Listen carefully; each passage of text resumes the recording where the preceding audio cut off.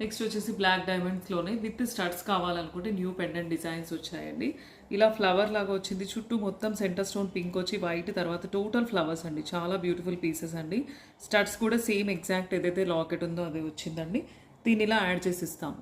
ఇవి changeable option కాదండి, fixing option అండి. ఇలా ఫ్లవర్ ప్యాటర్న్లో మీకు 3 కలర్స్ ఉన్నాయండి. లైట్ పింక్లో కావాలనుకుంటే ఇలా స్క్రీన్ షాట్ తీసుకొని పిన్ చేయండి.